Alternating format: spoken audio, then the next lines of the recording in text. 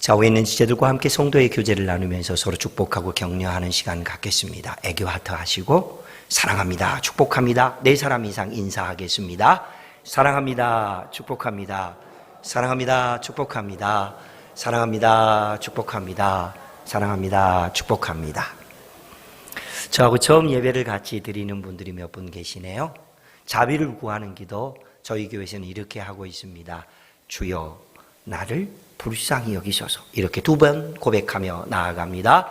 주여 나를 불쌍히 여기소서. 한 번 더요. 주여 나를 불쌍히 여기소서. 아멘. 오늘 2부 예배를 드리는 순간 깜짝 놀라는 게 몇 가지가 있는데 그 중에 하나는 뭐냐 하면 드디어 제가 볼 때 왼편 쪽보다 오른편이 역전 현상이 일어났습니다. 항상 왼쪽이 더 많이 앉았는데 오늘은 오른쪽이 더 많이 앉았습니다.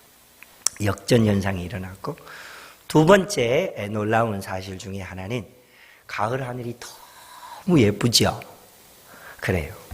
가을 꽃은 봄 꽃에 비해서 훨씬 더 색깔이 또렷하고 화려하고 예쁩니다. 그리고 벌써 단풍 소식이 들려와서 그런지 마스크 색깔도 보라색도 있고 회색도 있고 흰색도 있고 핑크색도 있고 마스크 색깔도 가지가지이고, 옷을 입었는데 옷 색깔도 다 지난주에는 검은티티한 색깔만 입은 것 같더니 오늘은 화려한 단풍 색과 함께 예쁜 옷들을 입고 오셔서 하나님께 예배하는 모습이 참 보기 좋습니다. 모쪼록 하나님의 베푸신 은혜와 그 놀라운 사랑이 예배하는 우리 가운데 함께 하시게 되기를 주의 이름으로 축복합니다. 그동안 우리는 하나님의 음성을 듣는 법이라고 하는 주제를 가지고 하나님의 약속의 말씀을 받아왔습니다. 느낌 아니고 말씀으로 말씀하시는 하나님. 귀를 열면 우리 가슴에 하나님의 복음의 말씀을 심어주신 하나님. 보화를 캐낼 수 있도록 도와주신 하나님.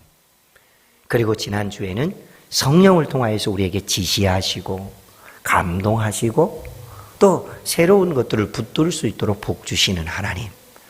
이런 하나님의 음성을 듣는 방법에 대한 말씀을 나누었습니다. 오늘은 하나님의 음성을 듣는 방법 제6번째, 환경을 바르게 해석하라. 이렇게 하나님의 은혜를 통하여서 하나님의 음성을 듣고 믿음으로 살아가는 귀한 시간이 되었으면 좋겠습니다. 지난주 말씀드렸던 것처럼 제 고향은 하이도입니다. 저는 하이도에서 어린 시절을 보냈고 또 20대 중반까지 고향교회를 섬기면서 여러 일들을 감당하면서 살았습니다. 하이도는 서해 남부입니다. 남쪽에 있지만은 남해안이 아니고 서해 남부입니다. 그러니까 동해안이나 남해안하고 뚜렷하게 다른 어떤 증거가 있는데 그것은 바로 밀물과 썰물이 정확하게 구분이 된다는 사실입니다. 밀물이 몰려오면 바다가 물로 꽉 찼다가도 썰물이 시작되면서부터 백사장이 드러나기도 하고 갯벌이 드러나기도 합니다.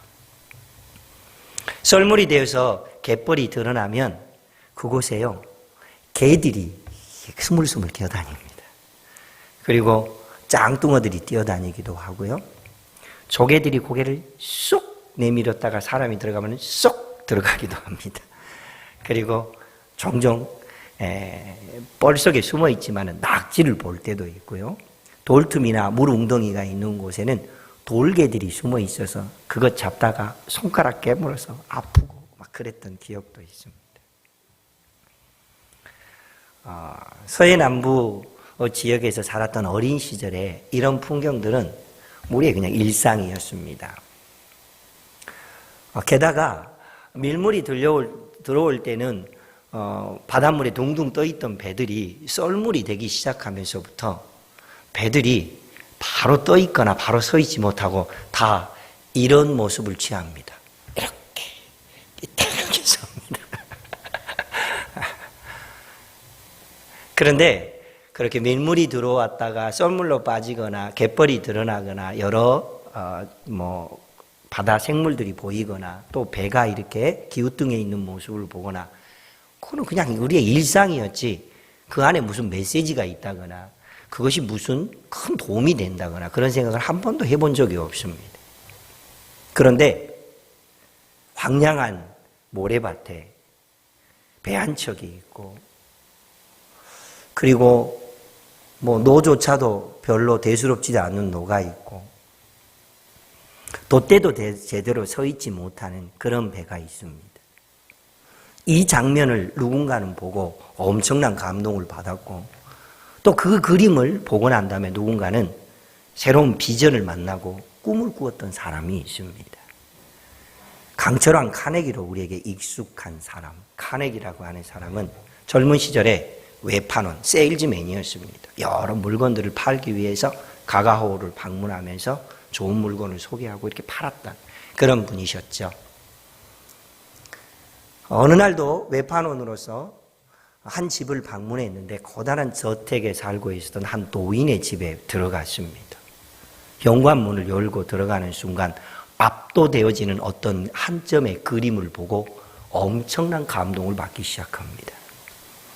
그리고 그 그림 밑에 써져 있는 글귀를 보는 순간 자기가 한 번도 경험해 보지 못했던 비전을, 꿈을 꾸기 시작합니다.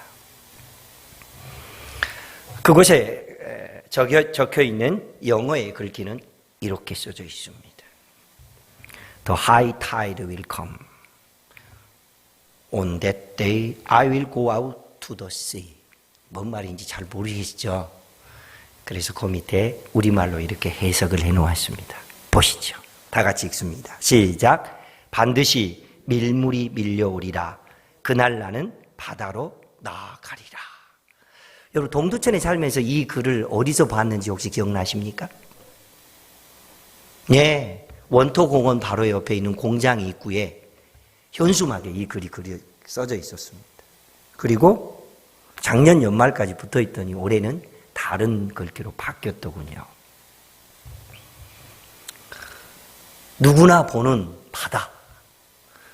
그냥 밀물이 들려오고 썰물이 나가고 그곳에 짱뚱어 뛰어다니고 조개 있고 개 있고 낙지 살고 돌개 있고 물 빠져나가면은 배는 바로 서 있지 못하고 기우뚱하게 있는 것, 그건 일상이었고 아무런 메시지도 발견할 수 없었지만 어떤 한 사람은 이 그림을, 이 장면에서 영감을 얻어서 그림을 그렸고 그 밑에다가 메시지를 남겼고, 그 그림과 메시지를 보았던 카네기라고 하는 사람은 엄청난 감동과 압도되어지는 하나님의 음성을 듣기 시작합니다.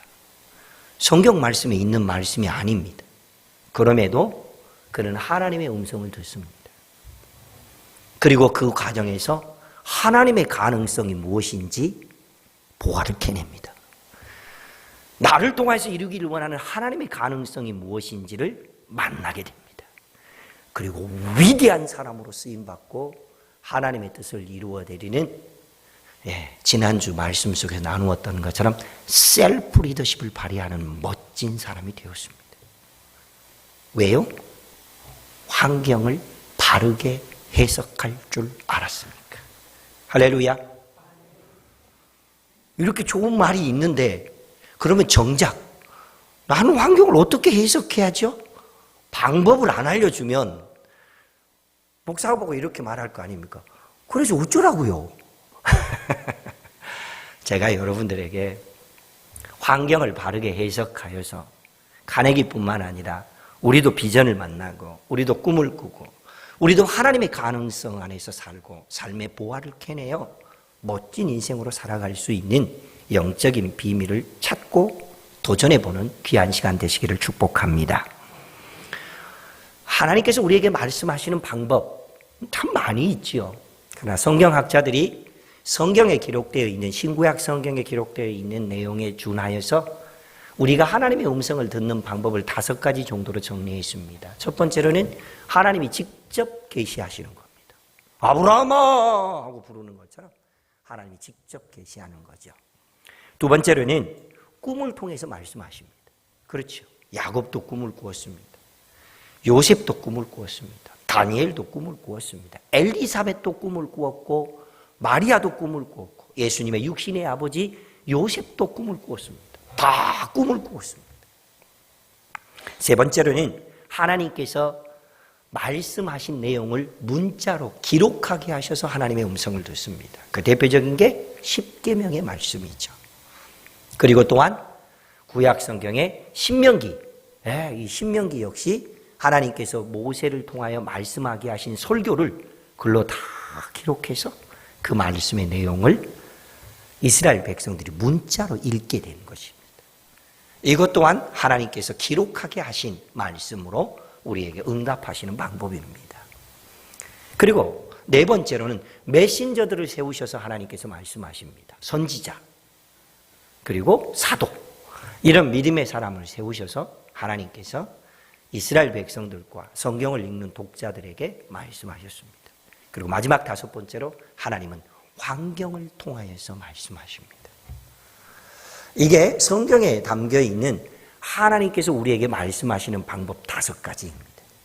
그러면 성경시대 이후 사람들에게 하나님은 어떻게 말씀하실까요? 그것은 첫 번째로는 기록된 하나님의 말씀을 생각나게 하십니다. 기록된 하나님 말씀을 읽으면서 묵상하면서 그때 하나님의 음성을 듣는 거죠. 두 번째로는 성령을 통하여 말씀하십니다. 지난주 우리가 들었던 말씀이네요. 바울에게, 아가보에게, 에베소 장로들에게, 밀레도 성도들에게 찾아오셔서 성령으로 감동하셔서 지시하시고 말씀해 주셨죠. 그게 성령으로 인하여서 우리에게 들려주신 하나님 말씀입니다. 그리고 다른 사람을 통해서 말씀하십니다. 아까 구약 성경이나 신약 성경을 기록하였던 선지자나 사도와 같은 메신저 말고 내 옆에 있는 사람들, 평범하게 함께 살고 있는 성도들, 이웃 사람들을 통해서 우리에게 말씀하십니다. 그리고 마지막 네 번째, 신구약 성경에서 하나님께서 말씀하신 방법 그대로 환경을 통해서 우리에게 또한 말씀하십니다.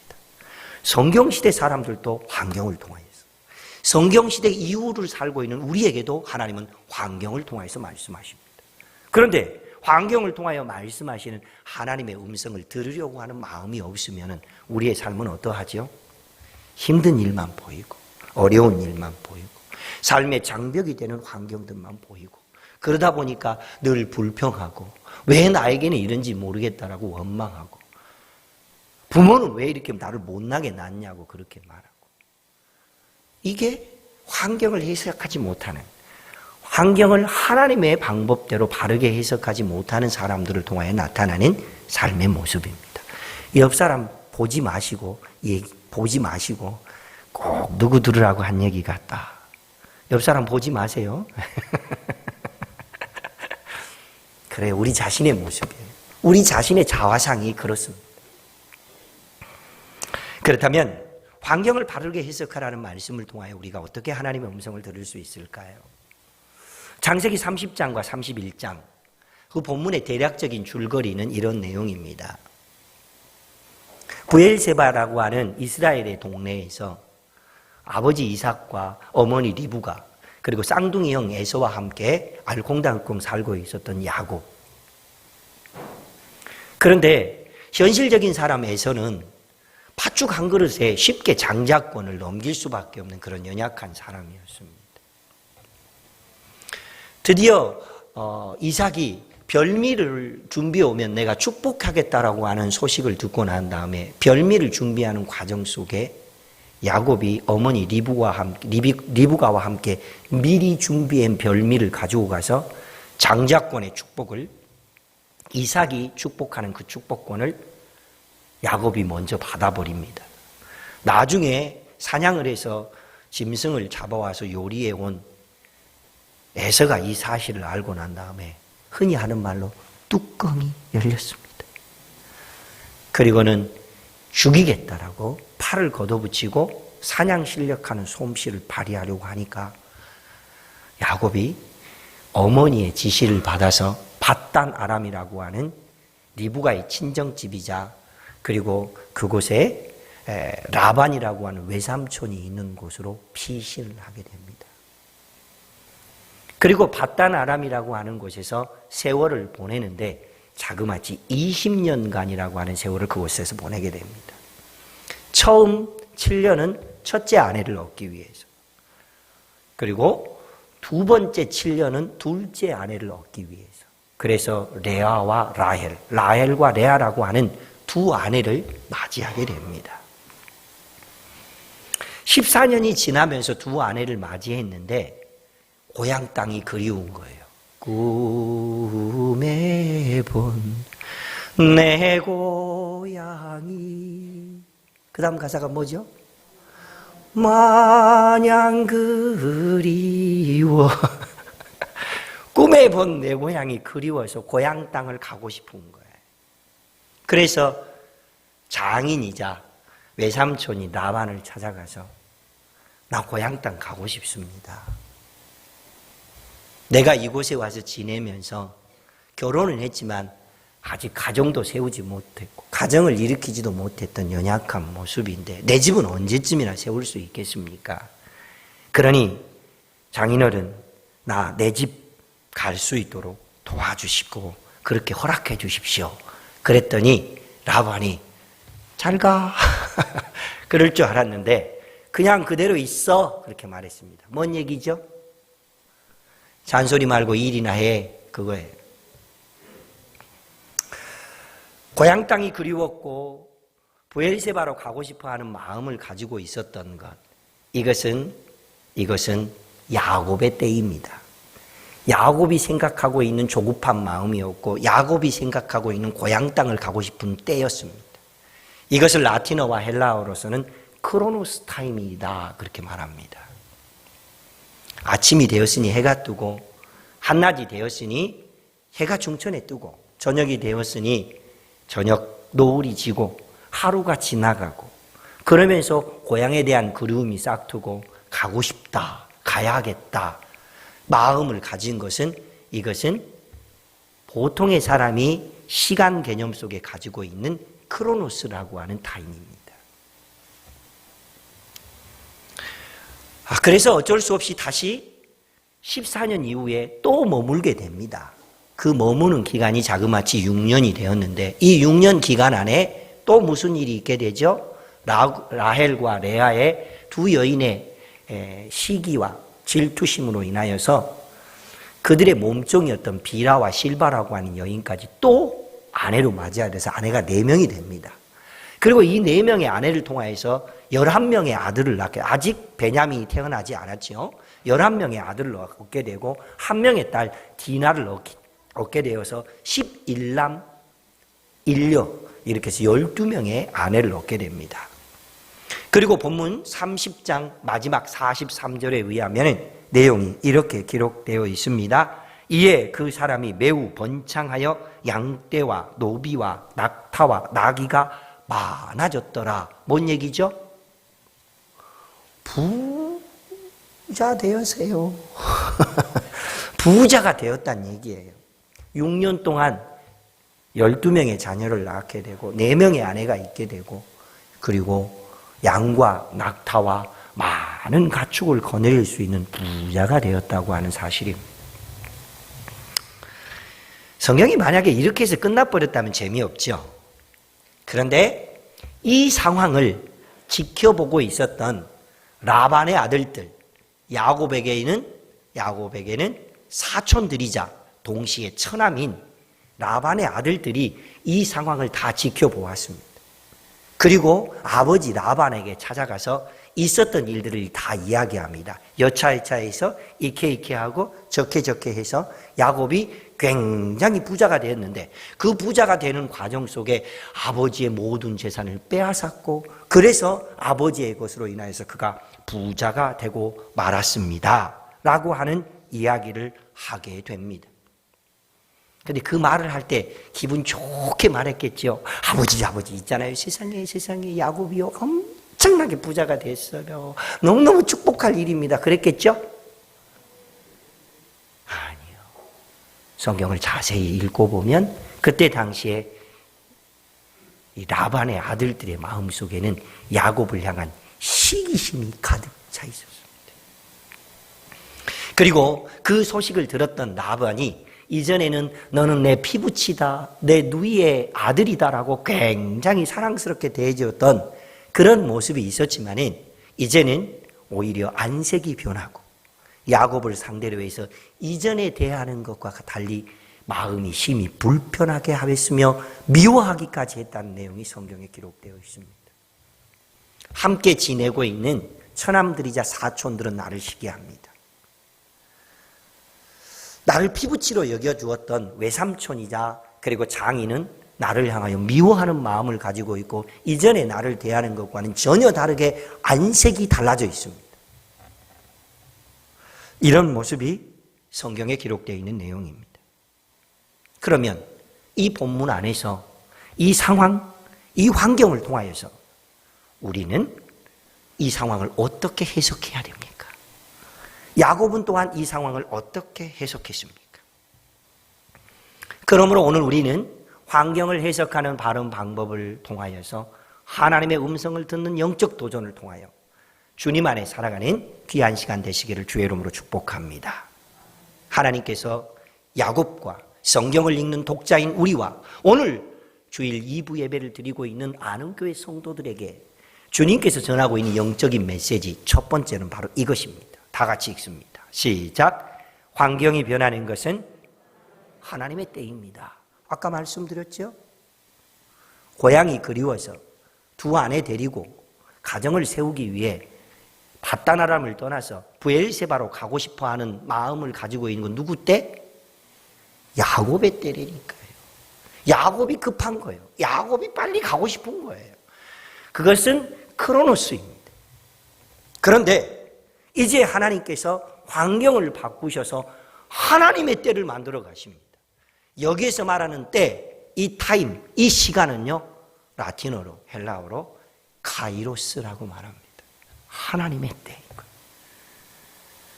나이 한 살 더 먹어서 늙어가는 모습, 그런 때 말고, 나이 한 살 더 먹어서 성숙해져 가고 익어가는 모습으로 달라지는 것, 이런 카이로스 타이밍을 하나님의 사람 야곱이 만나게 되었습니다. 그런 은혜가 우리 가운데 함께 하시기를 축복합니다. 사촌들은 나를 시기합니다. 처남들이 나를 미워합니다. 장인이자 외삼촌은 이전에 나를 대하는 것 같지 않고 나를 향하여 심히 불편한 심기를 드러내며 미움이 가득합니다. 지금 야곱은 밧단 아람에 계속 머물러 있을 수 없는 환경이 되었습니다.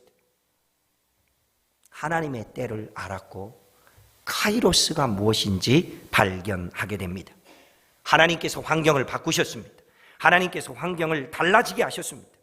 하나님께서 야곱의 환경을 그렇게 바꾸셔서 이제는 더 이상 이 밧단 아람에 머물러 있을 것이 아니라 브엘세바로 가야 한다라고 하는 것이 야곱의 조급한 마음이 아니라 하나님의 다급한 마음이 되었습니다. 할렐루야. 스스로 조급해하지 마십시오. 하나님이 조급해할 때까지 좀 기다리십시오. 압력솥 꼭지에서 픽픽 소리 난다고 바로 뚜껑 열면 선밥입니다. 멈출 때까지 기다려야 돼요. 하나님의 때를 기다려야 돼요. 성도로서 살아가고 있는 우리, 하나님의 때를 기다리지 못하면요 굉장히 조급해집니다. 힘들어집니다.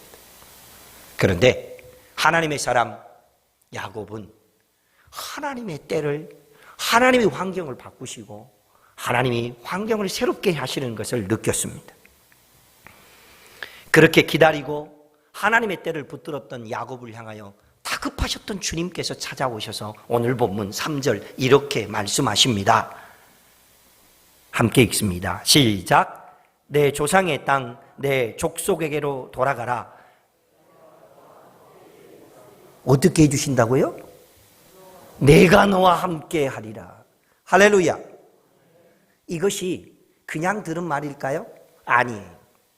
아까 말씀드렸던 것처럼 브엘세바에서 살다가 형의 그 시기와 살벌함에 두려움을 느끼고 피신하다가 루스라고 하는 땅에 도착했던 야곱이 피곤하여 돌베개 베고 잤을 때 야곱이 잠 깨어 일어나누 돌다늘 쌓은 거 본받았어. 숨짓되도록 늘 찬송함은 내 주를 가까이 하려 함이라. 본래 내 주를 가까이 하려 함이라고 하는 것은 우리 권사님 처음 배울 때는 이렇게 배웠지요. 그렇죠? 근데 나중에 내 주를 가까이 이렇게 달라진 거죠. 그래서 그곳 이름을 루스라고 하지 않고 하나님이 이곳에 머물렀다 해서 베델이라 이름을 짓고, 네가 지금은 피신하여 도망가고 있지만은 반드시 내가 너의 집으로 돌아오게 하리라고 하는 베델 언약을 붙들고 난 다음에 그곳에서 단을 쌓고 하나님께 영광을 돌렸던 그때의 그 순간, 그때 찾아오셨던 그 하나님이 나의 아버지의 하나님, 이스라엘의 하나님, 야곱의 하나님, 그리고 이삭의 하나님, 아브라함의 하나님이 내게 맺으신 이 베델의 언약을 다시 붙들었던 사람이 바로 야곱이 되었습니다.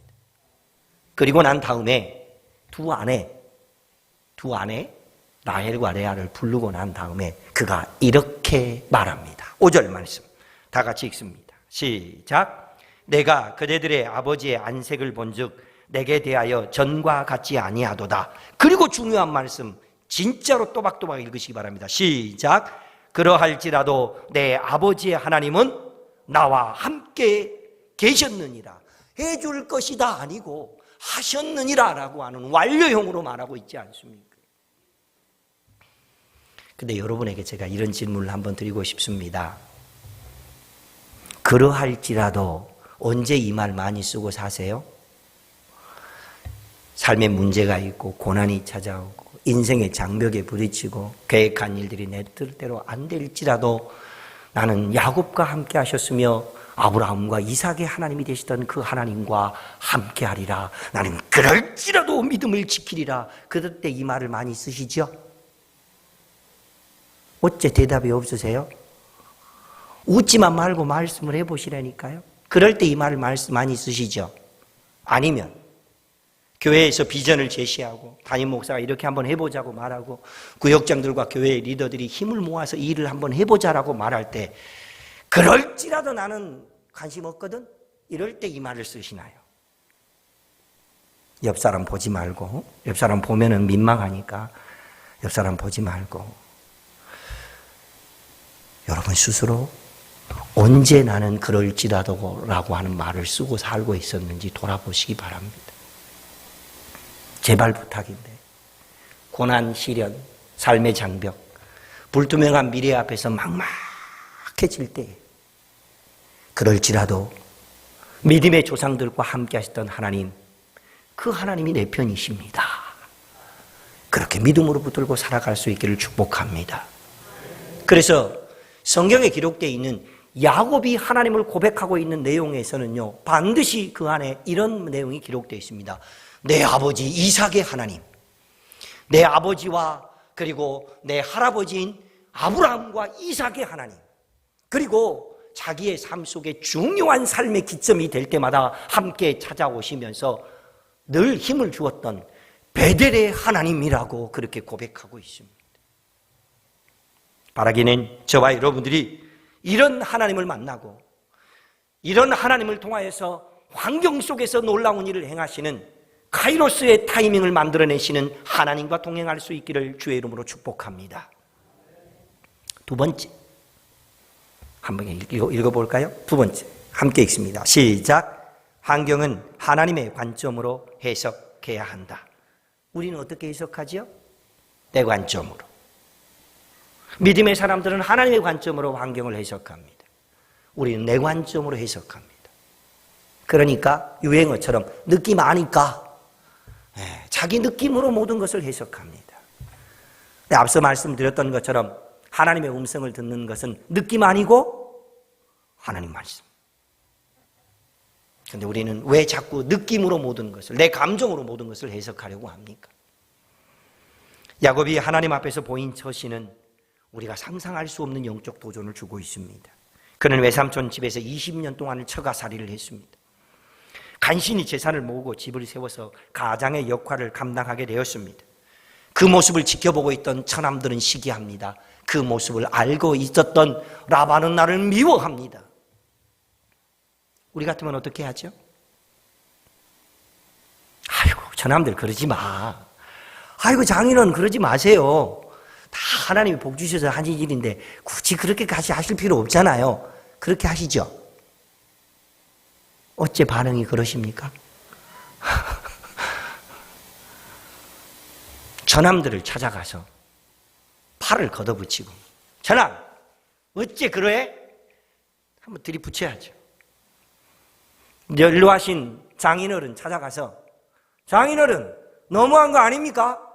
내가 20년 동안 어떻게 살았는지 알면서도 그럽니까? 더구나 내가 남의 딸 데리고 삽니까? 장인어른 딸 아닙니까? 얼마나 들이댈까요? 그게 우리들의 모습입니다. 분을 내고 같이 미워하고 혈기로 싸우고, 그게 보통 사람들의 모습입니다.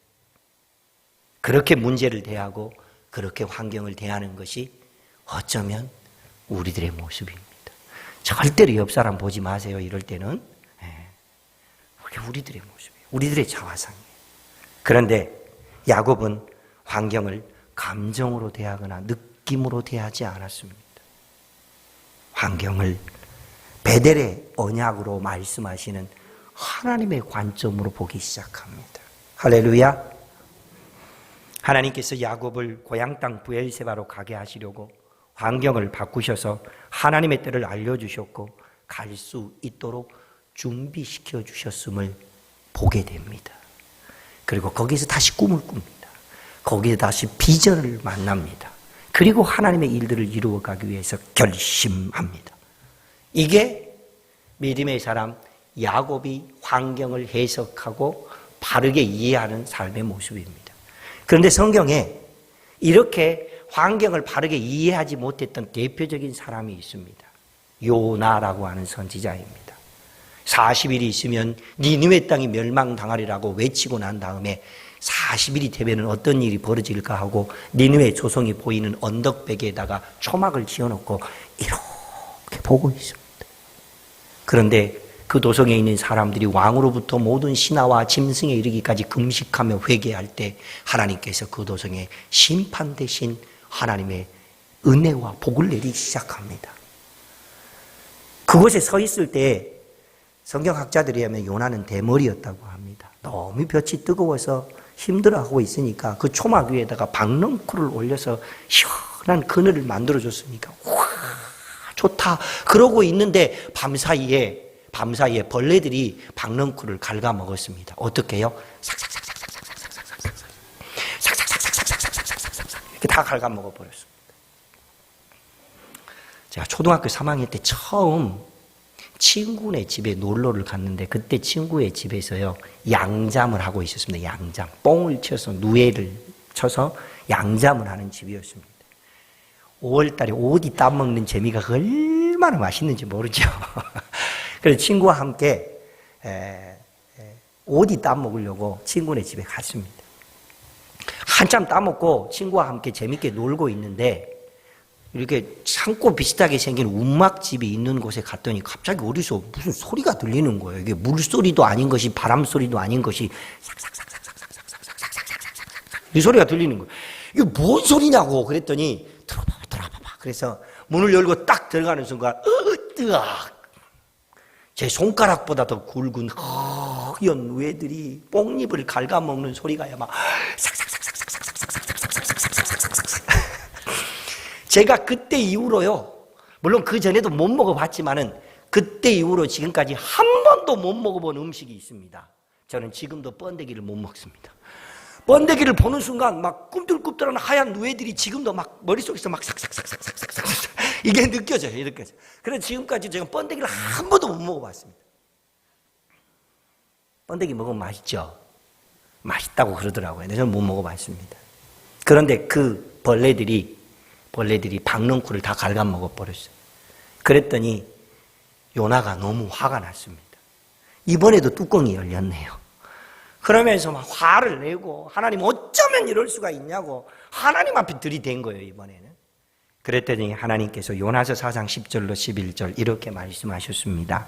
여호와께서 이르시되 네가 수고도 아니하였고 재배도 아니하였고 하룻밤에 났다가 하룻밤에 말라버린 이 박농쿨을 아꼈거든 하물며 이 큰 성읍 니느웨에는 좌우를 분별하지 못하는 자가 12만 명이요 가축도 많이 있나니 내가 어찌 아끼지 아니하겠느냐. 아멘. 이 하나님 아버지의 마음을 요나는 품지 못했습니다. 사랑하는 성도 여러분, 하나님 아버지의 마음을 품고 삽시다. 옆에 있는 분을 이번에는 보시기 바랍니다. 하나님 아버지의 마음을 품고 사시는 당신은 짱입니다. 시작. 옆에 사람 얼굴 되게 보고 싶었는데 이제 보라고 하니까 마음이 후련해지셨습니까? 그래요. 하나님 아버지의 마음을 품고 사는 사람이 짱이에요. 질문을 하나 할게요. 우리 장로님이 참 오랜만에 교회 주일 예배에 같이 오셔서 너무 고맙습니다. 막내 아들이 몇 학년입니까? 몇 살입니까? 6살짜리. 6살짜리는 직접 만들지는 못하겠네요. 제가 초등학교 1학년 때, 저는 7살에 초등학교를 갔거든요. 초등학교 1학년 때 학교를 갔더니 바람개비를 만들라고 그러는 거예요. 바람개비를 만들어가지고 잘 만들어서 잘 도는지 확인해보고 했더니 얼마나 잘 도는지 모르겠어요. 너무 잘 돈다. 그 다음에 또 잘 도는지 보려고 손가락으로 툭툭 쳤습니다. 와, 잘 돈다. 그렇게 마음먹고 드디어 섬이니까 늘 바람이 불거든요. 그래서 바람개비를 날리고 나갔는데 바람이 한 개도 안 불어. 안 돌아가, 이게. 그래서 몇 번 이렇게 했더니 픽픽 돌아. 그래서 불었죠. 머리 어지러워. 1분 불고 난 다음에 그만뒀습니다. 손가락으로 쳐서. 이것도 몇 번 하고 나니까 어깨 아파서 못하겠어요. 자, 이쁘게 잘 만든 바람개비. 바람이 안 부는데 바람개비를 돌릴 수 있는 방법이 있지요. 어떻게 하면 되죠? 어떻게 한다고요? 들고 달리면 된다니까요. 역시 과학 선생님이 멋있어요. 우리 최명영 장로님. 7살, 초등학교 1학년 최명영이를 머릿속에 연상해 보시기 바랍니다. 그 바람개비 들고 막 강원도 고성 해변을 달리고 있는 모습을 상상해 보세요. 얼마나 신났을까요?